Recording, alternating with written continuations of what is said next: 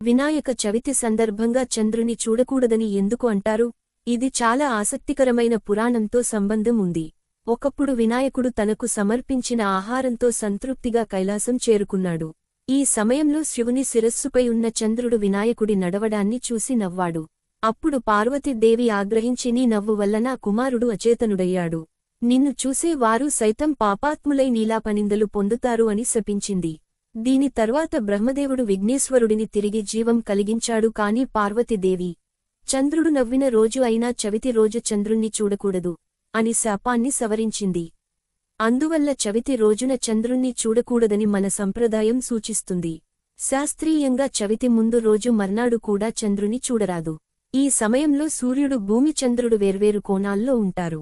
చంద్రకాంతి ప్రతికూల ప్రభావం చూపుతుంది. అందుకే వినాయక చవితి రోజున చంద్రుని చూడకూడదు. ఇది భక్తి శాస్త్రీయ కారణాలతో కూడిన